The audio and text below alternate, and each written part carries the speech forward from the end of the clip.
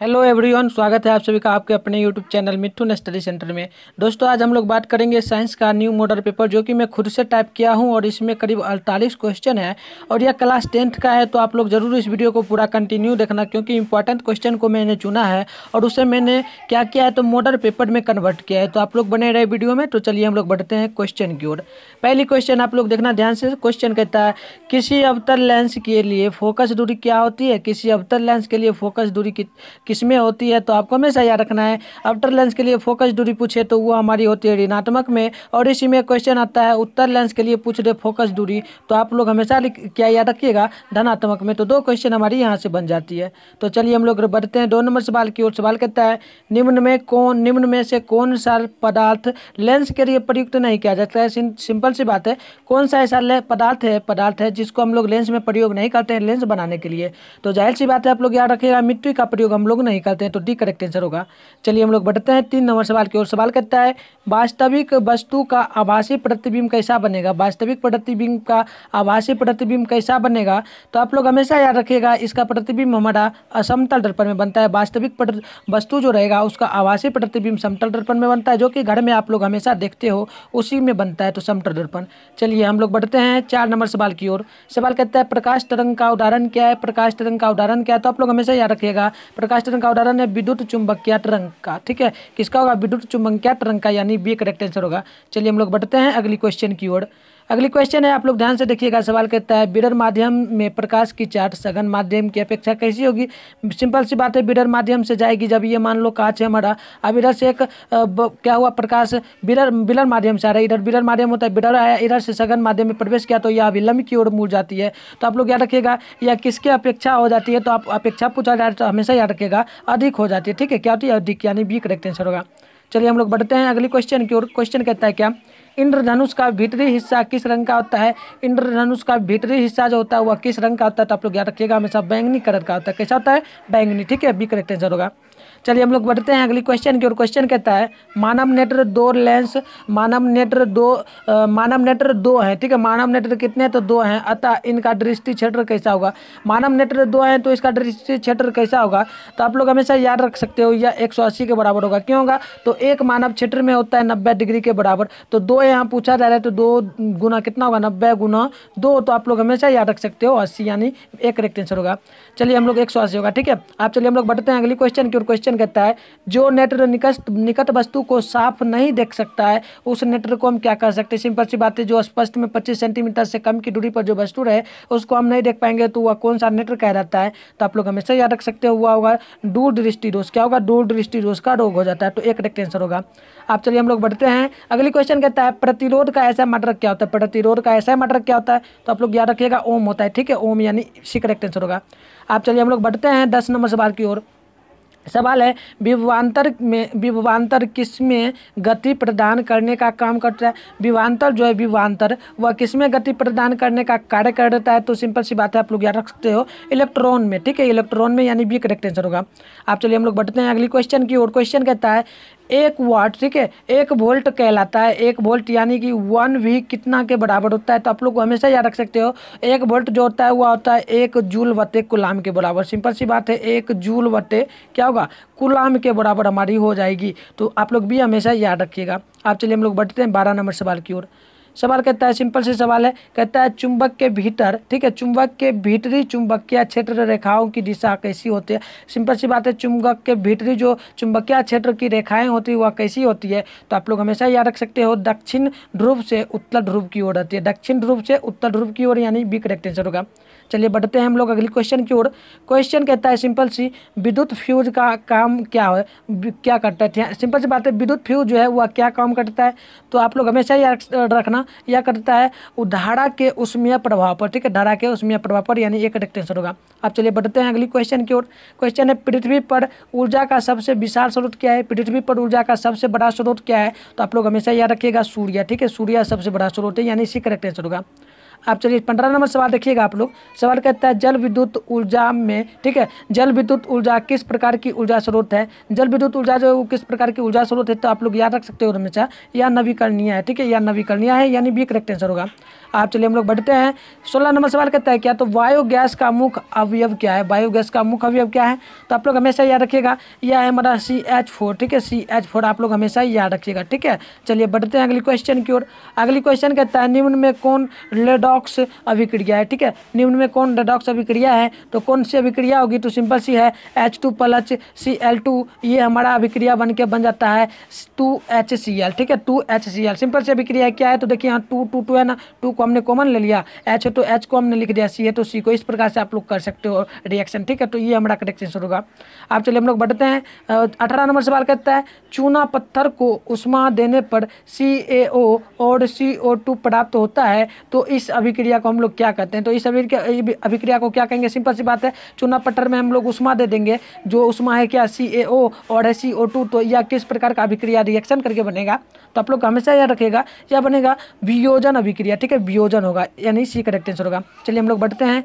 19 number सवाल कहता है क्या, तो ध्यान से सुनिएगा, लैंड नाइट्रेट, ठीक है, लैंड नाइट्रेट तथा पोटासियम आयोडाइड, ठीक है, पोटासियम आयोडाइड के विलयन को मिलाने पर अवक्षेप बनता है। इस अवक्षेप को हम लोग किस रंग का कहते हैं, ठीक है, कैसा रंग होता है, सिंपल सी बात है, हम लोग क्या है, तो रेड नाइट्रेट तथा पोटेशियम आयोडाइड के विलयन को जब मिलाएंगे तो इसका अवक्षेप कैसा बनेगा और इसका रंग कैसा होगा, तो रंग हमेशा इसका जो होगा हमेशा याद रखिएगा श्वेत रंग यानी उजला होगा, यानी एक करेक्ट आंसर। आप चलिए बढ़ते हैं अगली क्वेश्चन की ओर।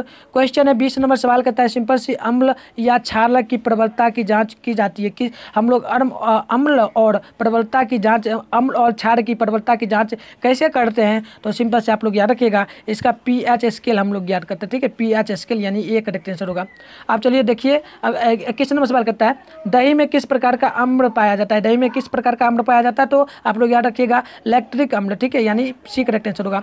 आप चलिए बढ़ते हैं 22 नंबर सवाल की ओर। कहता है C6H6 का आणविक द्रव्यमान कैसा कितना होता है, तो आप लोग याद रखिएगा C6H6 का आणविक द्रव्यमान जो होता है ना, वह किसके बराबर होगा, तो हमेशा याद रखिएगा 78 के बराबर होगा, यानी कि कितना होगा, सी हमारा करेक्ट आंसर हो जाएगा, ठीक है, 22 का। चलिए बढ़ते हैं अगली क्वेश्चन की ओर।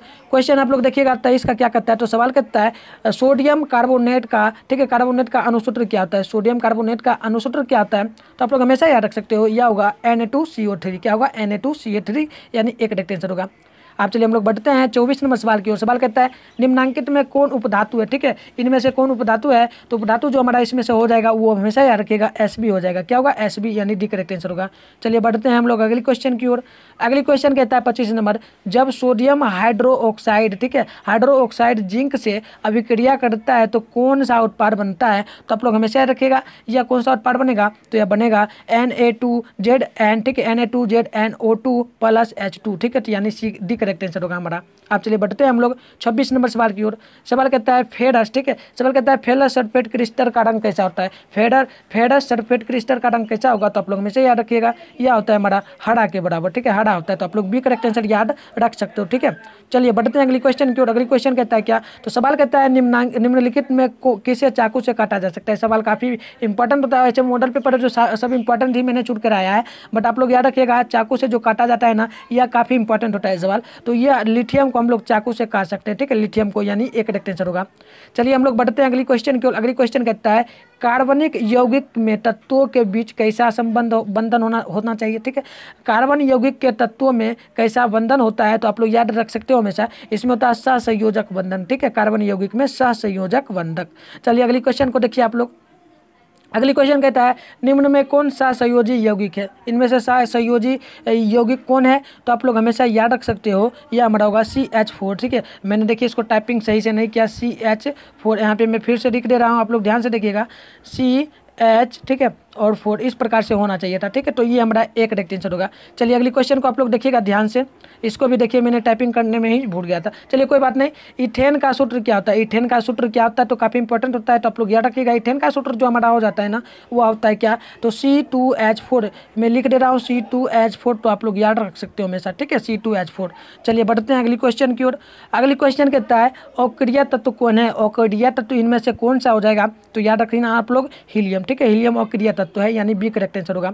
आप चलिए हम लोग देखते हैं अगली क्वेश्चन को। सवाल क्या करता है, तो न्यूलैंड के अष्टक सिद्धांत की मुख्य कमी क्या थी, यानी न्यूलैंड में जो अष्टक सिद्धांत हुआ था उसकी मुख्य कमियां क्या थी। तो मुख्य कमी आपको याद रखना हमेशा, हुआ था क्या, यह केवल हल्के तत्वों के लिए ही ठीक लागू हुआ था। ठीक है, वह केवल हल्के तत्वों के लिए ही ठीक लागू हो पाया था। तो आप लोग बी करेक्ट आंसर याद रख सकते हो। चलिए बढ़ते हैं हम लोग अगली क्वेश्चन की ओर। 33 नंबर सवाल कहता है, शिराएं अशुद्ध रक्त पहुंचाती है, अशुद्ध रक्त शिराएं किस में पहुंचाती है, शरीर के किस अंग में। तो आप लोग हमेशा याद रखिएगा, यह पहुंचाती है शरीर के अंगों से हृदय की ओर, शरीर के अंगों से हृदय की ओर, यानी एक करेक्ट आंसर हो जाएगा। चलिए बढ़ते हैं हम लोग अगली क्वेश्चन की ओर।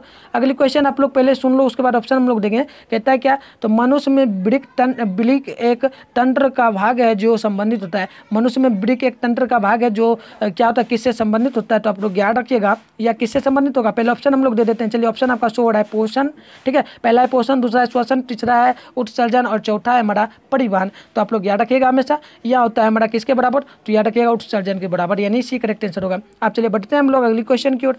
क्वेश्चन कहता है, खुरा परिसंचरण तंत्र किस में पाया जाता है, खुरा परिसंचरण तंत्र किस में पाया जाता है। तो आप लोग याद रखिएगा हमेशा, यह पाया जाता है किस में, तो कॉकरोच में, ठीक है, कॉकरोच में, यानी बी करेक्ट आंसर होगा। आप चलिए बढ़ते हैं हम लोग अगली क्वेश्चन की ओर। अगली क्वेश्चन कहता है, निम्नलिखित में कौन एक उभयलिंगी जंतु है, उभयलिंगी जंतु इनमें से कौन सा है। तो आप लोग याद रखिएगा, केचुआ उभयलिंगी जंतु है, यानी एक करेक्ट आंसर हो जाएगा। चलिए बढ़ते हैं अगली क्वेश्चन की ओर। क्वेश्चन कहता है, मानव में डायलिसिस थैली है, मानव में डायलिसिस थैली क्या है। तो आप लोग याद रखिएगा, नेफ्रॉन है, ठीक है, एक करेक्ट आंसर हमारी हो जाएगी। आप चलिए बढ़ते हैं अगली क्वेश्चन की ओर। सवाल कहता है, किसी भी मादा के मूत्र में कौन सा हार्मोन उसके गर्भवती होने का परिणाम है, यानी कि किसी भी मादा में, मादा मतलब महिलाएं में, जब उसका मूत्र जो होता है, मूत्र, वह कैसा हार्मोन उसके गर्भवती में होने के कारण प्रमाणित किया जाता है। तो आप लोग याद रख सकते हो हमेशा, क्या होगा, तो HCG होगा हमारा, ठीक है, एक करेक्ट आंसर हमारा हो जाएगा। ठीक है, आप लोग हमेशा याद रख सकते हो, HCG याद रखिएगा, ठीक है, इंपॉर्टेंट सवाल होता है। आप चलिए सवाल कहता है, पौधों में प्रकाश की ओर गति कहलाता है, पौधों में प्रकाश की ओर जो गति होता है वह क्या कहलाता है। तो पौधों में प्रकाश की ओर गति जो कहलाता है, आप लोग याद रख सकते हो हमेशा, यह होगा प्रकाश अनुवर्तन, ठीक है, प्रकाश अनुवर्तन, यानी कि हमारा क्या होगा, सी करेक्ट आंसर हो जाएगा। एक क्वेश्चन आप लोग बताना, ये 8 क्लास के संबंधित सवाल है, ठीक है, 8 क्लास से संबंधित मैं आपसे भी पूछाऊंगा। आप लोग बताना, कोई भी वस्तु यदि ऊपर से गिर रहा है, यानी मान लो आप हाथ से छोड़ते हो, मान लो ये आपका वस्तु है, यहाँ हाथ से आप लोग छोड़े और यह किसके कारण नीचे गिरता है, ठीक है। तो आप लोग याद रखिएगा, गुरुत्वाकर्षण बल के कारण, ठीक है, गुरुत्वाकर्षण बल के कारण कोई भी वस्तु जना जब आप हाथ से छोड़ते हो तो वह क्या होता है, नीचे में चुंबकीय होता है, धरती में चुंबकीय बल आता है जो गुरुत्वाकर्षण बल को क्या करती है, आकर्षित कर लेती है और वह नीचे गिर जाती है। तो आप लोग याद रखिएगा, ये 8 लेवल से, लेकिन पूछता नहीं है, लेकिन मैंने बता दिया वैसे ही नॉलेज के लिए, ठीक है। आप चलिए एक सवाल, अब आप सवाल देखते हैं हम लोग। 40 नंबर सवाल कहता है, इनमें कौन और लैंगिक जनन की विधि है, इनमें से किसमें और लैंगिक जनन विधि होती है। तो आप लोग याद रखिएगा हमेशा, यह होता है बीजाणु में भी होता है, मुकुलन में भी, विखंडन में भी, यानी इनमें से सभी में हमारा हो जाएगा, ठीक है, यानी डी करेक्ट आंसर होगा। आप चलिए बढ़ते हैं हम लोग अगली क्वेश्चन की ओर।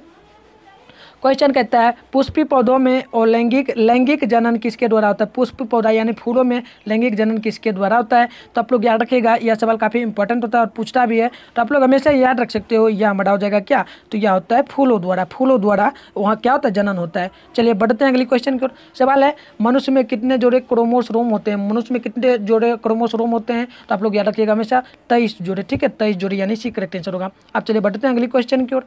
सवाल कहता है, लिंग निर्धारण के लिए कौन सा क्रोमोसोम उत्तरदायी है, लिंग निर्धारण के लिए क्रोमोसोम कौन सा है जो उत्तरदायी होता है। तो आप लोग याद रखिएगा हमेशा, लिंग क्रोमोसोम, क्या होगा, लिंग क्रोमोसोम ही हमारा हो जाएगा, यानी बी करेक्ट आंसर हो जाएगा, ठीक है। चलिए अगली क्वेश्चन की ओर हम लोग बढ़ते हैं।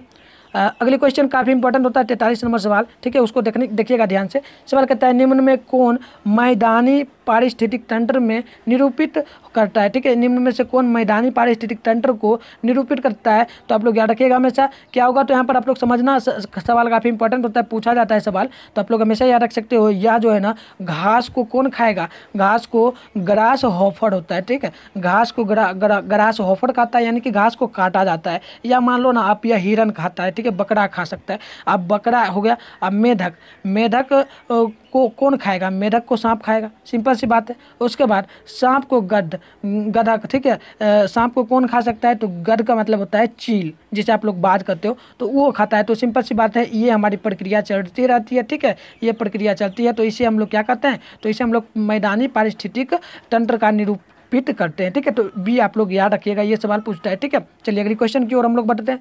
अगली क्वेश्चन कहता है सौर ऊर्जा किस रूप में, ठीक है, सौर ऊर्जा किस रूप में हरे पौधों को संचित रहती है, ठीक है। मतलब कि सिंपल सी बात है, सौर ऊर्जा जो है ना वो हरे पौधों में किस प्रकार से संचित रहती है? तो आप लोग याद रखिएगा हमेशा, यह होती है रासायनिक ऊर्जा, ठीक है, रासायनिक ऊर्जा द्वारा, यानी एक करेक्ट आंसर होगा। आप चलिए बढ़ते हैं हम लोग अगली क्वेश्चन की ओर। अगली क्वेश्चन कहता है 46 नंबर सवाल कहता है ओजोन के एक अणु में कितने परमाणु होते हैं? ओजोन, ठीक है, ओजोन के एक अणु में कितने परमाणु होते हैं? तो आप लोग याद रखिएगा हमेशा, उसमें करीब कितने परमाणु होते हैं? तो आप याद रखिएगा 3 परमाणु, यानी O3 को हम लोग ओजोन कहते हैं, O3 को हम लोग ओजोन कहते हैं। तो यहाँ पे 3 है ना, 3 को हम लोग इस प्रकार से लिख सकते हैं, यानी परमाणु 3 होगा, ठीक है। चलिए अगली क्वेश्चन को हम लोग देखते हैं। 47 नंबर सवाल कहता है पर्यावरण बचाने के लिए 3 प्रकार के कैप्टर आर का उपयोग किया जाता है। तो इसका मतलब क्या है? कैप्टर आर का मतलब क्या है, ये हमें बताना है। तो सिंपल सी बात है, कैप्टर आर का मतलब होता है हमारा क्या? तो ये होगा हमारा कम उपयोग, उसके बाद पुनः चक्रण, पुनः उपयोग, यानी कि रेडसस, ठीक है, रेडसियस, लिलाइंस और रेड्यूस, ठीक है। तो यानी हमारा ये तीनों होगा। तो सिंपल सी बात है, इनमें से सभी हमारा आंसर हो जाएगा, ठीक है। तो आप लोग डी याद रखिएगा।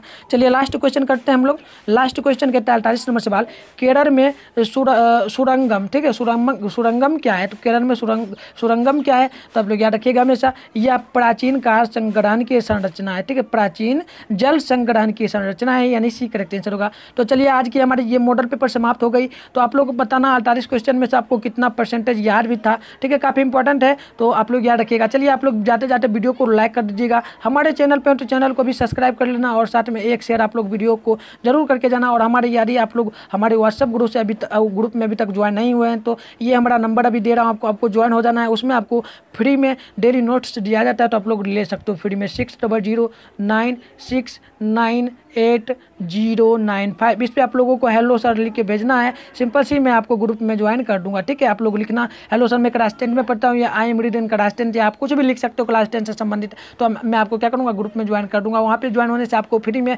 फायदा होगा, नोट्स मिलेगा, ठीक है, फ्री में नोट्स, और एग्जाम टाइम में और भी इंपॉर्टेंट सवाल भी मिलेगा, ठीक है। तो चलिए आज की क्लास यहीं पर हम लोग समाप्त करते हैं, मिलेंगे नेक्स्ट क्लास में। तब तक के लिए आप तमाम दोस्तों को जय हिंद एंड साथ में बाय बाय।